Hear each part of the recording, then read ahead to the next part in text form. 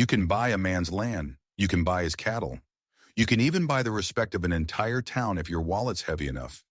But you can't buy a bloodline. You can't buy a son to carry your name when you're just a memory etched on a tombstone. Clyde Bonner knew this. He was a man carved from the Montana Territory itself, rich, rugged, and completely convinced that women were just trouble wrapped in silk and lace. To him, a wife was a complication he didn't need. But a child was an investment. An heir was a necessity. Which is why, when Lydia Voss stepped off that dusty train, the weight of 5 rejections from 5 different mail-order bride ads pressing down on her shoulders, Clyde didn't see a partner. He saw a solution. He saw a practical, quiet woman who looked like she knew the bitter taste of a hard life, a vessel for his legacy, a simple, straightforward business transaction. But here's the thing about simple transactions. They have a funny way of getting complicated. They have a way of turning on you, of twisting into something you never saw coming. And this one was about to twist into a nightmare that would threaten to burn them both to the ground. Before we dive into the shadows of Silver Creek Ranch, do me a favor and let me know in the comments what part of the world you're watching from. And if this story already has your heart pounding, go ahead and hit that like and subscribe button. You're not going to want to miss what happens next. The advertisement on Lydia Voss's kitchen table wasn't a proposition. It was a dare. She'd read it a dozen times, her fingers tracing the bold black letters as if the words might change, soften, offer some hint of warmth. But they never did. Seeking a woman who desires a child and can provide a good home influence. No romance required. Wealth and security guaranteed. Must be willing to live on a remote ranch. Right to C. Bonner, Silver Creek, Montana Territory. At 32, Lydia was an expert in rejection. 5 times she'd packed her hopes into a worn-out satchel. 5 times she'd returned with nothing but shame. A farmer in Kansas said she lacked feminine softness. A merchant in Colorado complained her hands were too rough for a lady. A cruel brute in Nebraska had laughed, saying no man wanted a wife who thought she was smarter than him.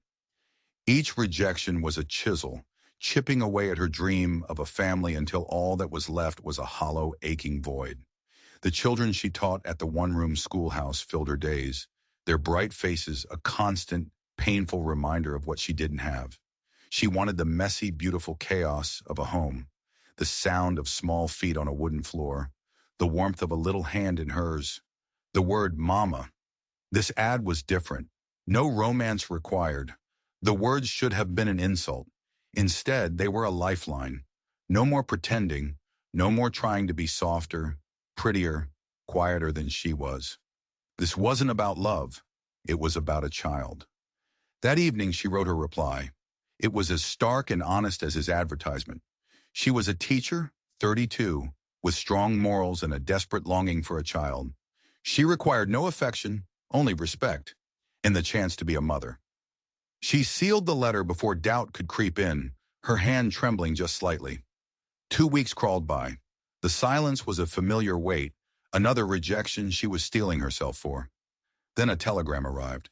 The words were clipped, cold, efficient. Miss Voss. Stop. Arrangements acceptable. Stop. Train ticket awaits at station. Stop. Arrive Silver Creek, November 15th. Stop. C. Bonner. No welcome, no kindness. Just a summons. It was perfect. Her sister Clara wept as she helped her pack. Lydia, you know nothing of this man. What if he's cruel? Lydia smoothed the fabric of her best navy dress, the one she'd bought for the journey. What if he's not? Clara, I'm 32. This is my last chance. I have to take it. As the train pulled away from Cedar Falls, Iowa, carrying her toward a man she'd never met in a future she couldn't possibly imagine, Lydia pressed her hand to the cold window pane. She was leaving everything she'd ever known for a contract with a stranger.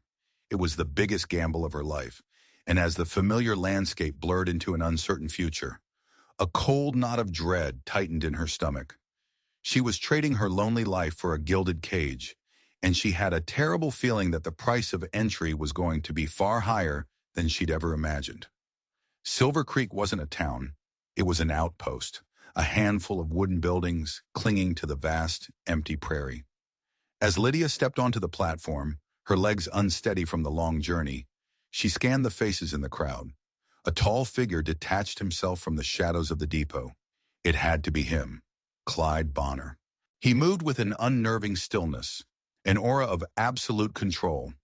He was younger than she expected, maybe 35, with dark hair and eyes the color of a winter storm. Those eyes swept over her, cataloging, assessing, as if she were a mare he was considering for purchase. He wore a finely tailored black coat and polished boots that had never known a day of real work. This wasn't a rancher. This was a king surveying his domain. "Miss Voss," he said. It wasn't a question. His voice was low and carried the easy authority of a man who had never been disobeyed in his life. "Mr. Bonner." She offered a gloved hand. He shook it once, a brief, impersonal gesture. He loaded her trunk into a gleaming black carriage without a word, the kind of carriage she'd only seen in magazines. The interior was lined with deep red leather, more luxurious than anything she had ever touched. The silence inside was heavy, suffocating. "The ranch is 12 miles out," he said, his eyes fixed on the passing landscape. "We'll discuss the particulars of our arrangement." "Our arrangement, not our marriage, not our future, our arrangement." She studied him, trying to find a crack in his cold facade. He was handsome, brutally so, with a strong jaw and a mouth that looked like it had forgotten how to smile. But there was no warmth in him. He was a statue carved from ice. "How long have you owned the ranch?" she asked, just to break the silence. 15 years. Started with 160 acres. I now own 8,000, 3,000 head of cattle." He recited the facts like an accountant reading a ledger. This was his kingdom, and he was proud of its profitability, not its beauty. "And my role?" she asked, her voice steady despite the tremor she felt inside. For the first time, his gray eyes met hers. They were utterly devoid of emotion. "Your role is to conceive and bear my child. Everything else is secondary." The bluntness of it was a physical blow. She felt a hot blush creep up her neck, but she refused to look away. She would not be intimidated. "I see," she said. "I doubt you do," he replied, leaning back against the plush leather. "This is not a marriage of convenience, Miss Voss. It is a business transaction. I require an heir. You desire a child. We are providing each other with a service. There will be no emotional entanglements, no foolish notions of love or romance. I have seen what happens when feelings become involved. It is a complication I will not tolerate." They drove on, the only sound the rhythmic crunch of the carriage wheels on the frozen dirt. The landscape was stark and beautiful, but it felt alien, threatening. It was a land that could swallow a person whole.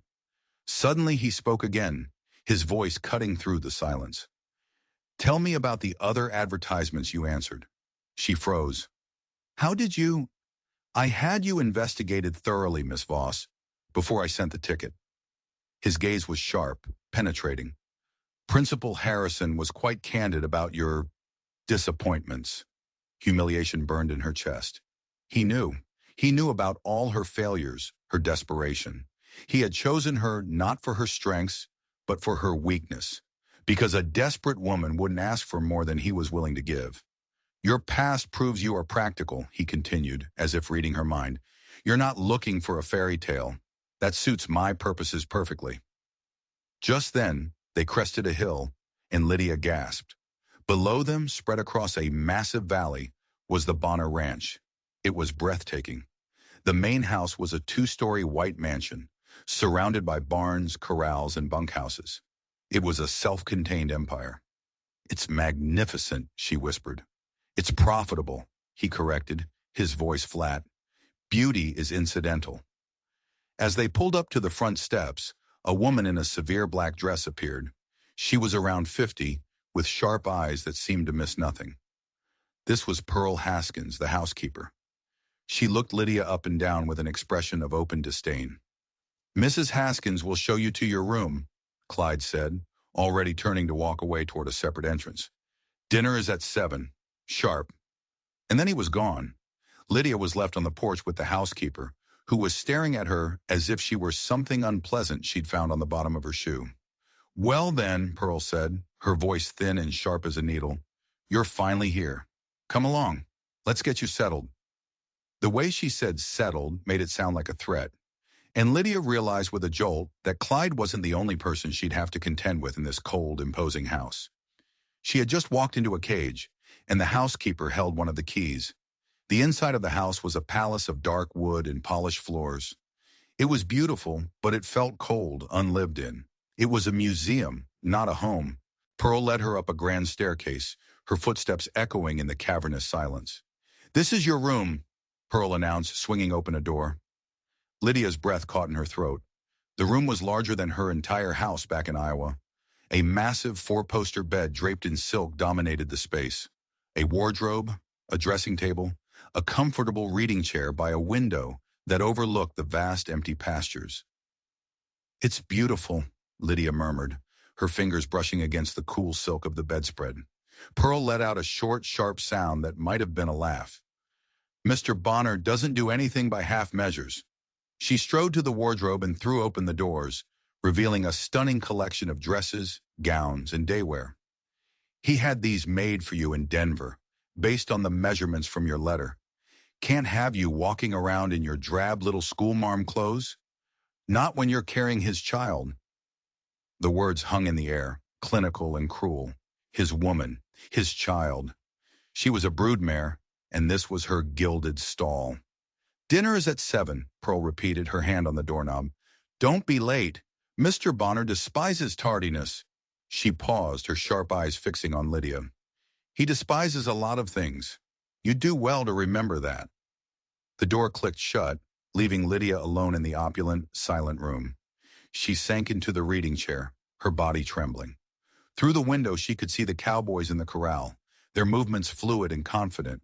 This was Clyde Bonner's world, a world of order, efficiency, and power, a world where she had no place except the one he had designated for her. At exactly 7 o'clock, she descended the stairs. She wore one of the new dresses, a deep green wool that fit her perfectly. It made her feel like an imposter in her own skin. Clyde was waiting in the dining room, dressed in a formal black suit.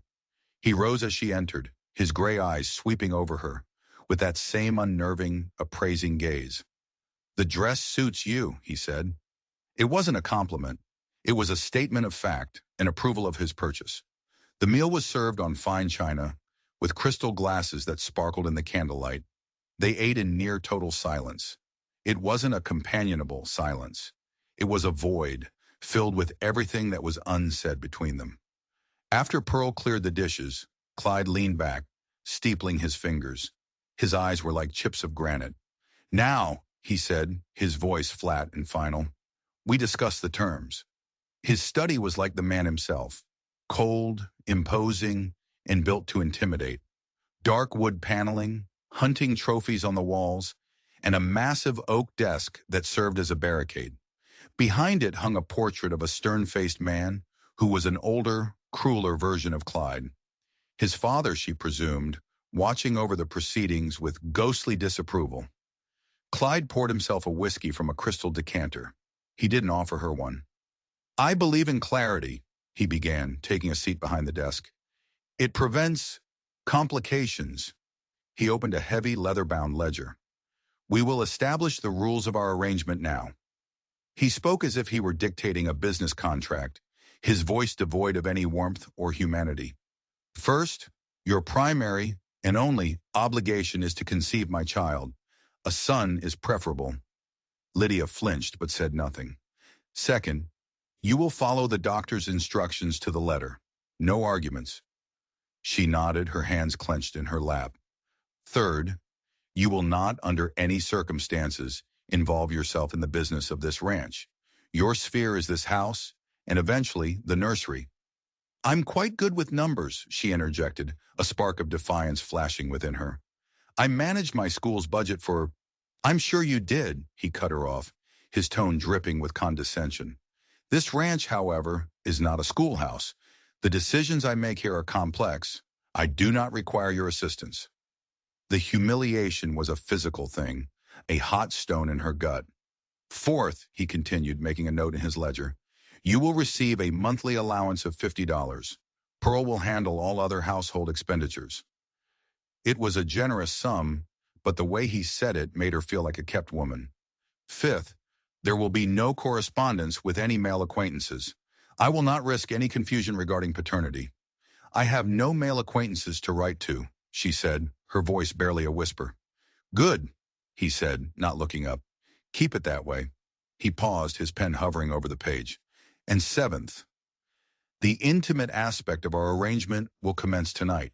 It will continue on a schedule of my choosing until pregnancy is confirmed. Her heart hammered against her ribs. Tonight. So soon. She felt like an animal being led to the breeding pen. Do you have any questions? He asked, finally looking up. She found her voice shaky as it was. What happens after the child is born? You will raise it. You will be its mother. And you.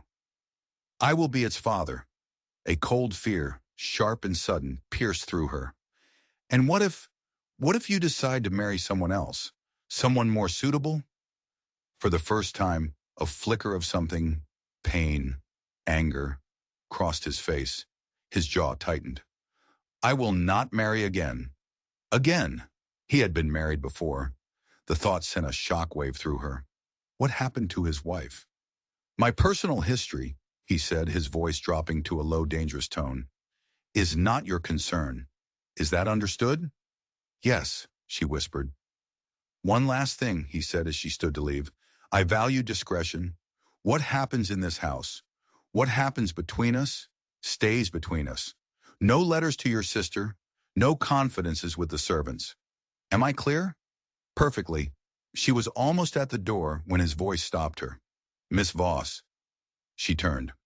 Welcome to Silver Creek Ranch. It wasn't a welcome. It was a pronouncement, a life sentence.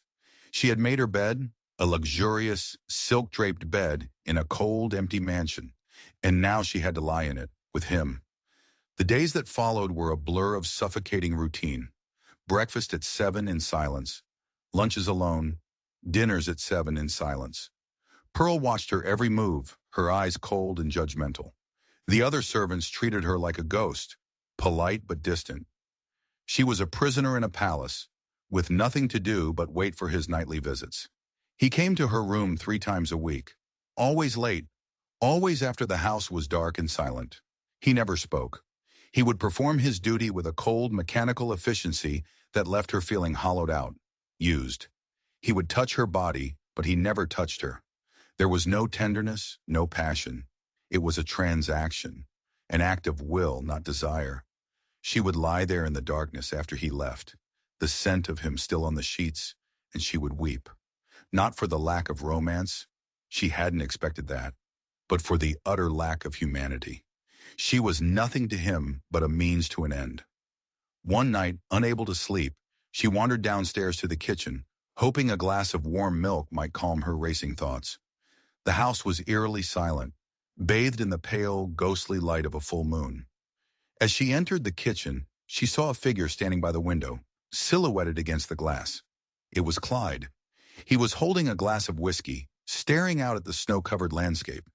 He hadn't heard her come in. In the moonlight, with his guard down, he looked different. Less like a king, and more like a man haunted by something she couldn't see. I couldn't sleep, she said softly. He started, turning to face her.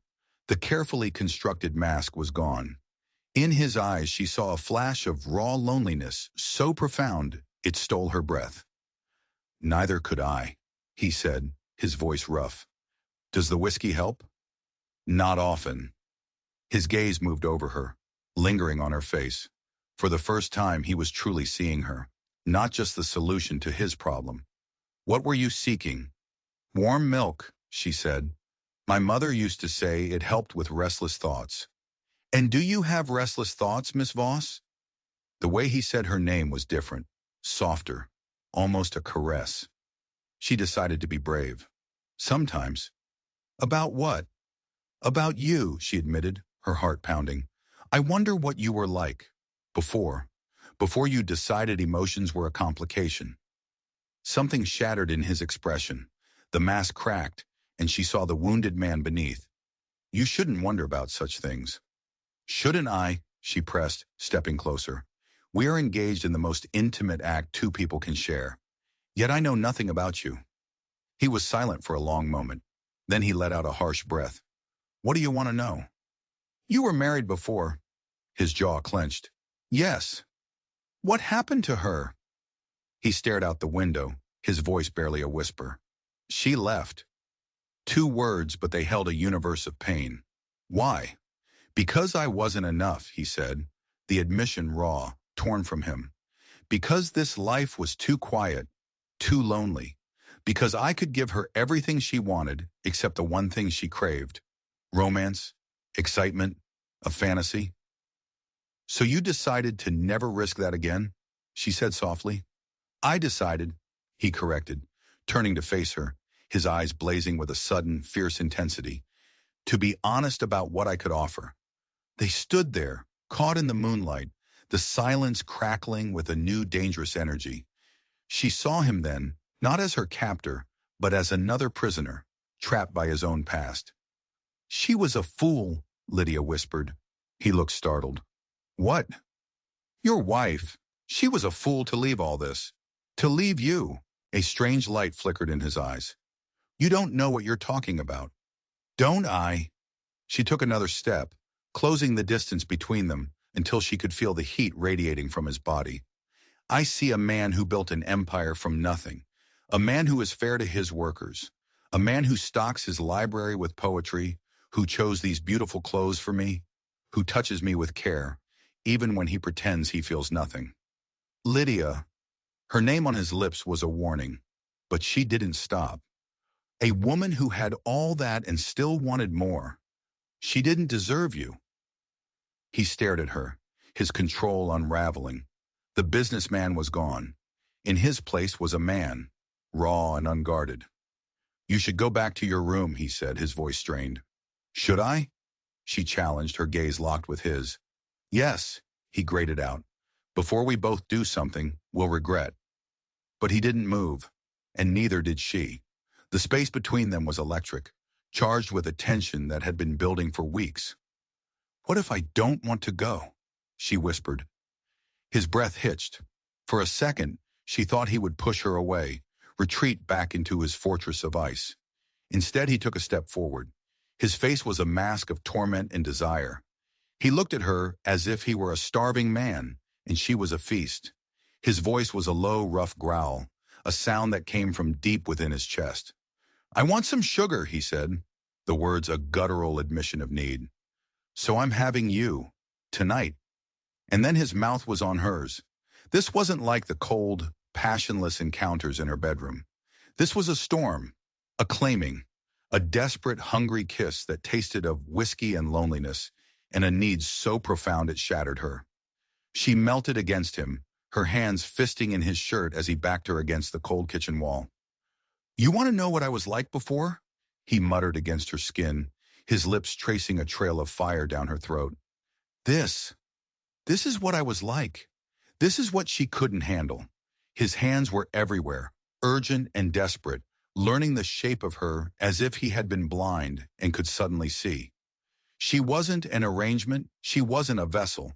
She was a woman, and he was a man who wanted her with a ferocity that was both terrifying and thrilling. He lifted her and she wrapped her legs around his waist without a second thought, gasping as he pressed her against the wall. He made love to her right there, in the moonlight, with a raw, desperate passion that stripped away every rule, every term, every cold, hard line he had ever drawn between them. It wasn't a transaction, it was a confession. Afterward, they stood clinging to each other, their breathing ragged. His forehead was pressed against hers, his hands tangled in her hair. Lydia, he whispered, and his voice was different, broken, vulnerable. This changes things. It wasn't a question. It was a surrender. Instead of taking her back to her room, he led her to his. A room she had never seen, masculine and dark, dominated by a massive bed. And what happened in that bed was a revelation. He showed her a side of himself he had kept locked away for years. A tender, passionate man who worshipped her body until she was crying his name, completely undone. Later, as they lay tangled in the sheets, she asked the question that had been haunting her. Clyde, what happened to her? To Margaret? What really happened? He tensed, his body going rigid beside her. For a long time he said nothing. She thought he wouldn't answer. "It's not what you think," he finally said, his voice strained. "She didn't just leave." A cold dread seeped into Lydia's bones. "She disappeared, Lydia. One day she was here. The next she was gone. Her horse was found wandering miles from the ranch. They searched for weeks. They never found a body." He rolled over to face her, and in the dim light she saw the agony in his eyes. "Everyone in town thinks she just ran off. But I know she wouldn't have left without her things. Without her jewelry." Lydia's blood ran cold. "Her jewelry?" "She had a favorite pair of earrings," he said, his voice thick with a pain he had clearly never shared. "Garnets. She never took them off." Lydia shot up in bed, her heart pounding in her throat. She thought of the small, locked jewelry box she'd found tucked away in the back of her wardrobe on her first day. The box she'd assumed was just a forgotten trinket. The box she had managed to pry open just yesterday. Inside, nestled on a bed of faded velvet, was a single blood-red garnet earring. The discovery of the earring changed everything. The house, which had once felt merely cold, now felt sinister. Every shadow seemed to hold a secret. Every creak of the floorboards sounded like a warning. Clyde had been married. His wife Margaret had disappeared under mysterious circumstances, and Lydia was now sleeping in his bed, wearing his new wife's clothes, living his new wife's life. Was she a replacement, or was she next? The cold logic of their arrangement suddenly seemed less like a business transaction and more like a predator's trap. He had investigated her, knew her desperation. He had chosen a woman with no family, no connections, no one who would miss her if she, too, simply vanished into the vast, unforgiving Montana landscape. Her interactions with Pearl took on a new, terrifying dimension. The housekeeper's disdain now looked less like professional jealousy and more like the watchfulness of a co-conspirator. Pearl's sharp eyes followed her everywhere. She would appear silently in doorways, her presence a constant, unnerving reminder that Lydia was an outsider, an intruder. One afternoon, Lydia gathered her courage. She found Pearl in the linen closet, methodically folding sheets. "Pearl," she began, her voice trembling slightly, "I was wondering if you could tell me about Mr. Bonner's first wife, about Margaret." Pearl went still. She didn't look up from her folding, but her knuckles were white. "There's nothing to tell. She wasn't suited for this life. She left." "But they never found her," Lydia pressed. Pearl snapped a sheet with a sharp crack, the sound echoing in the narrow hallway. She finally looked up, and her eyes were as cold and hard as river stones. "Some people are just meant to get lost, Mrs. Bonner. It's best not to go looking for things that don't concern you. This is a big country. Easy to lose your way if you're not careful." It was a threat, plain and simple. The fear was a living thing inside her now, a cold serpent coiling in her gut. She had to know the truth. Was Clyde a grieving husband or a cunning murderer? Was Pearl his accomplice? She started searching. When Clyde was out on the range and Pearl was occupied, she moved through the house like a ghost, her heart pounding with every step. She looked for a letter, a diary, anything that might tell her who Margaret was and what had really happened to her. She found nothing. The house was scrubbed clean of Margaret's existence. It was as if she had never been there at all. Then she remembered the study, Clyde's fortress, the one place in the house she had never been invited. He always kept it locked. A blizzard hit that week, trapping them all inside. The wind howled like a lost soul, rattling the windows and piling snow in massive drifts against the doors. The ranch was cut off from the world. For 3 days they were prisoners of the storm. It was the perfect opportunity. On the third night, after a tense, silent dinner, Lydia feigned a headache and retired to her room. She waited, listening to the house settle, her ears straining over the scream of the wind. Around midnight, when she was certain both Clyde and Pearl were asleep, she crept from her room. The lock on the study door was old. Using a hairpin from her dressing table, she worked at it, her fingers clumsy with cold and fear. Her heart was a frantic drum against her ribs. After what felt like an eternity, she heard a soft click. The door swung open into darkness. The room smelled of leather, whiskey, and old paper. Using a single candle, she began her search. The desk drawers were locked. The bookshelves held nothing but books on accountancy and animal husbandry. She was about to give up when her eyes fell on the portrait of Clyde's father. It seemed off. It hung just slightly crooked. Her hands trembling, she lifted the heavy frame from the wall. Behind it, carved into the wood paneling, was a small hidden safe. It wasn't locked. With a deep breath, she pulled the small metal door open. Inside, there was only one thing, a small leather-bound diary.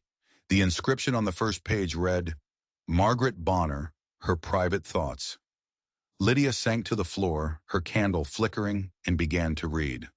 The first few entries were filled with the breathless excitement of a new bride. She wrote of Clyde's handsomeness, his ambition, the breathtaking beauty of the ranch. "He is a force of nature," she wrote. "I feel as if I have married a king." But then the tone began to change. "Clyde is so consumed by his work. The silence of this house is deafening. I feel so terribly alone." A few weeks later, "He is so particular. Everything must be just so. The books on the shelves, the folds in the napkins. He becomes angry over the smallest things. Today I moved a vase from one table to another, and his eyes, they became so cold. It frightened me." Lydia's blood ran cold. This was a side of Clyde she had seen glimpses of, the rigid control, the flashes of ice in his eyes. She read on, her horror growing with every page. "Pearl watches me constantly. She reports my every move to Clyde. I feel like a prisoner here. She brings me a chamomile tea every night, says it will help me sleep. It tastes so bitter, but she insists I drink it. I feel so ill all the time. My head aches, my hands tremble. Dr. Morrison says it is just my nerves, that I am not suited to the solitude of ranch life, but I think it's something else. I think this house is making me sick." Lydia's hands were shaking so badly she could barely hold the diary. She thought of the tea Pearl served her every evening, the tea that always had a strange, bitter aftertaste. She turned to the final entry, dated the day before Margaret disappeared. The handwriting was a spidery, frantic scrawl. "He knows I want to leave. I saw the look in his eyes at dinner. It was not the look of a husband. It was the look of a jailer. He told me I would never leave this valley, that I belonged to him just like the land and the cattle. I am so afraid.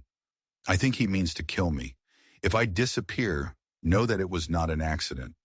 My husband, Clyde Bonner, is a monster. God help me."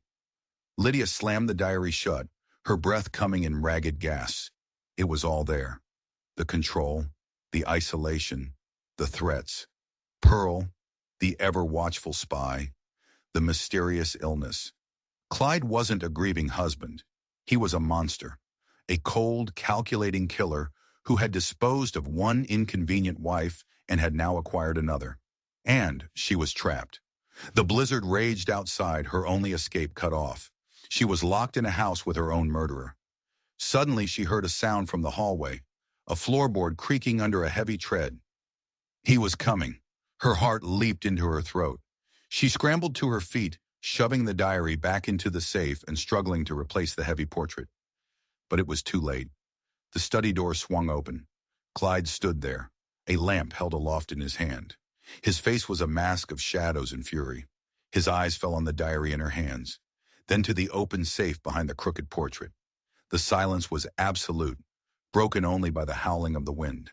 The king had found the intruder in his castle, and Lydia knew, with a certainty that chilled her to the very bone, that she had just signed her own death warrant. "What are you doing in here?" Clyde's voice was dangerously quiet, a low growl that held more menace than any shout. The lamp in his hand cast long, dancing shadows across the room, turning his face into a terrifying mask. Lydia's mind raced. She clutched the diary to her chest like a shield. I couldn't sleep. The door was unlocked. It was a feeble lie, and they both knew it. His eyes, cold and hard as steel, were fixed on the diary. "You have been searching." It wasn't a question. "I had to know," she whispered, her voice shaking. "I found the earring, Clyde. Margaret's earring. In my room." He took a step into the study, his presence filling the space, sucking all the air from her lungs. "So you decided to play detective, to sneak into my private space and read things that are not your concern." She was afraid of you, Lydia cried, taking a step back. She thought you were going to kill her. It's all in here. She expected him to lash out, to rage, to confirm the monster she had read about in those desperate, terrified pages. Instead, an expression of profound, soul-deep weariness settled over his features. He looked broken.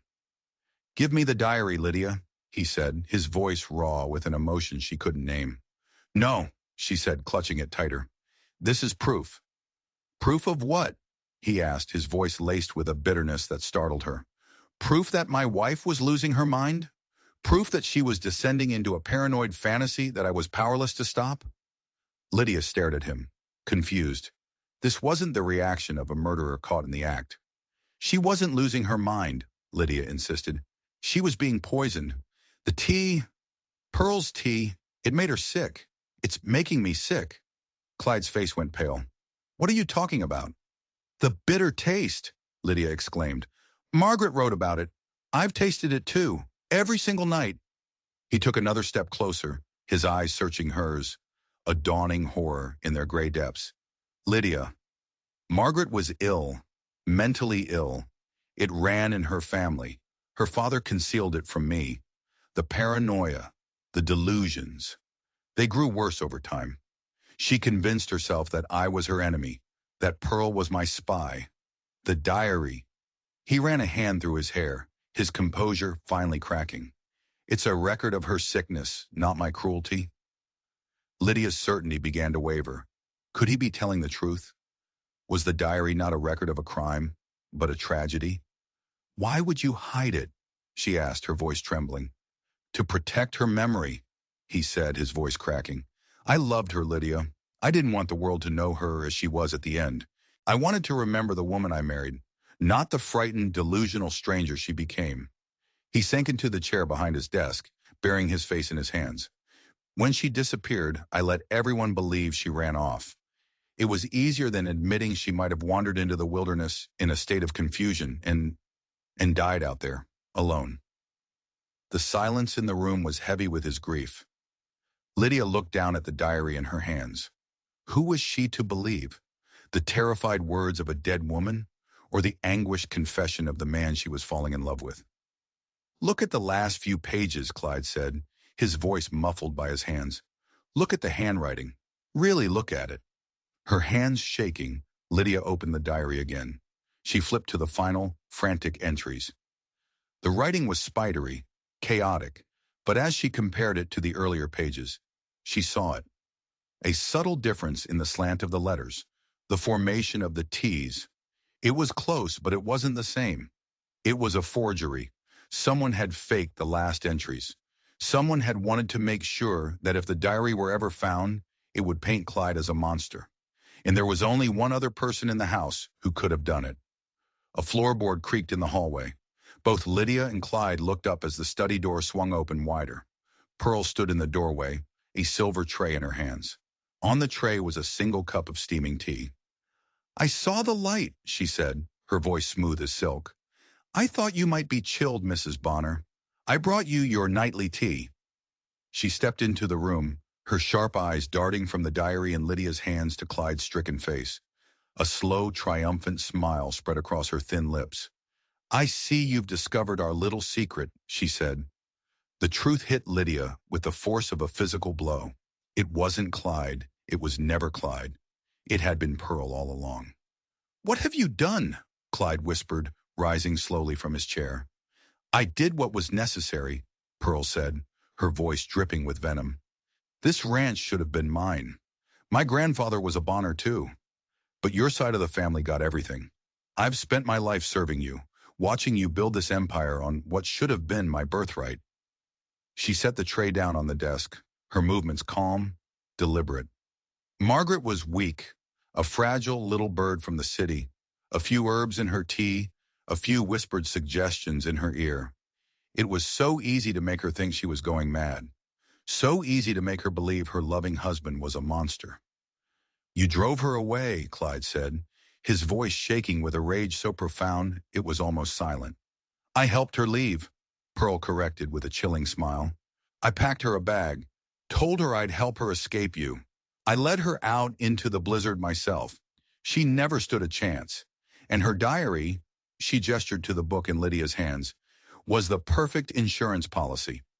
If you ever brought another woman here, another broodmare to steal my inheritance, I would make sure she found it. I would make her just as afraid as Margaret was. She looked at Lydia, her eyes glinting with pure, unadulterated hatred. And it almost worked, didn't it, dearie? You were ready to believe he was a killer. Lydia stared at the teacup on the tray. It wasn't just herbs. It was poison. Slow-acting, yes, but poison nonetheless. Pearl hadn't just been trying to drive her mad. She had been slowly, patiently murdering her. It's over, Pearl, Clyde said, his voice like the cracking of a glacier. He began to move around the desk, his hands clenched into fists. Pearl just laughed, a high, thin sound that grated on the nerves. Oh, I don't think so, she said. And in one swift movement, she reached inside her apron and pulled out a small, silver-plated Derringer pistol. She leveled it straight at Clyde's chest. You see, she hissed, I always have a backup plan.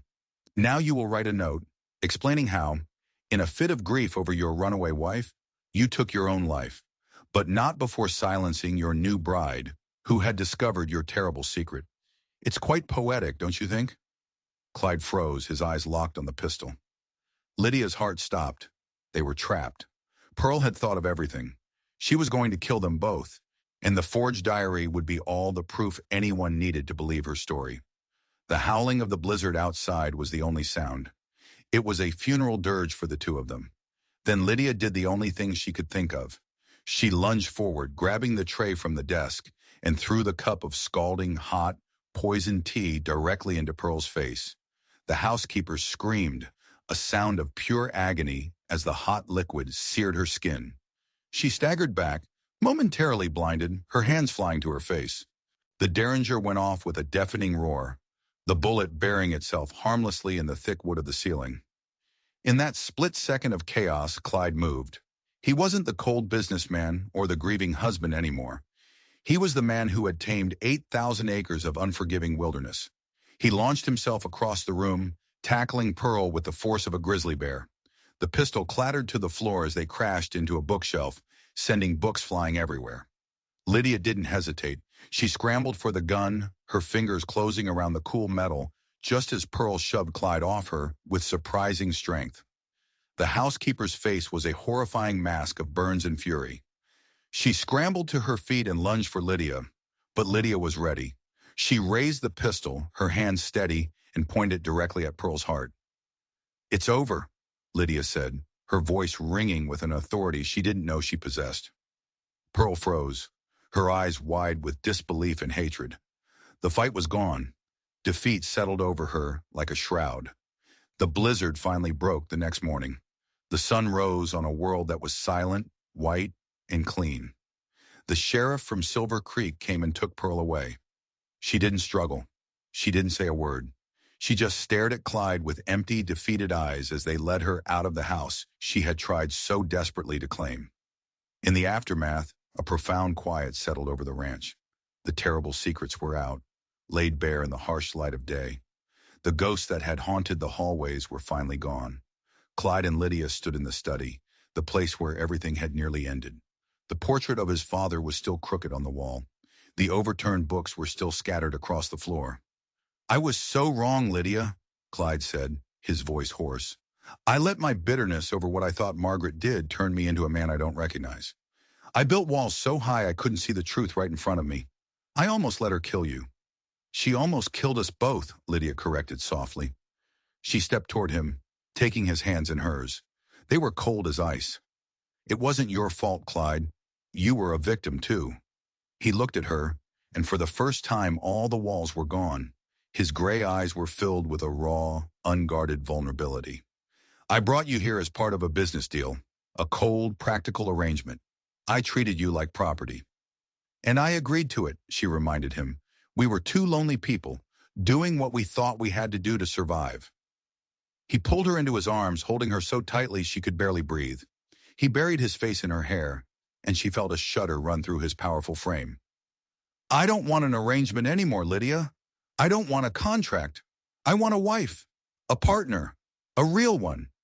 If you can ever forgive me, if you'll still have me. She tilted her head back, looking up at his strong, handsome face, now etched with pain and regret, but also with a glimmer of hope. There's nothing to forgive, she whispered. He lowered his head, his lips brushing against hers. Marry me, Lydia Voss, he murmured against her mouth. Not for an heir, not for convenience. Marry me because I can't imagine a single day of the rest of my life without you in it. Marry me because I love you. Tears streamed down her face, but they were tears of joy, of relief, of a love that had been forged in darkness and had somehow, miraculously, found its way into the light. Yes, she breathed. Oh, Clyde, yes. 6 months later, Lydia Bonner stood on the porch of the main house, her hand resting on her gently swelling belly. The Montana sun was warm on her face, and the valley was bursting with the green life of spring. The house was no longer a cold, silent museum. It was filled with light and laughter. It was a home. Clyde came up behind her, wrapping his arms around her waist and resting his chin on her shoulder. They stood together, watching the cowboys herd cattle in the distance. "What are you thinking about?" he asked, his voice a low, happy rumble against her ear. She smiled. "I was thinking about that advertisement. No romance required." She turned in his arms to face him, her hands coming up to cup his face. "You're a terrible businessman, Clyde Bonner. You promised me no romance, and you've given me the greatest love story I could ever imagine." He smiled, a real, brilliant smile that reached his eyes and transformed his entire face.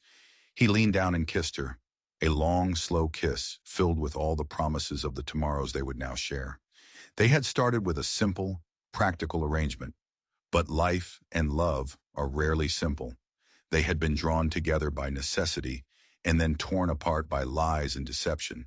But in the end, they had fought their way through the darkness to find a truth far more beautiful than any easy fairy tale. They had found each other. And in the vast, wild heart of Montana, under an endless sky, that was more than enough. If this story of love and deception kept you on the edge of your seat, do me a favor and smash that like button and subscribe to the channel.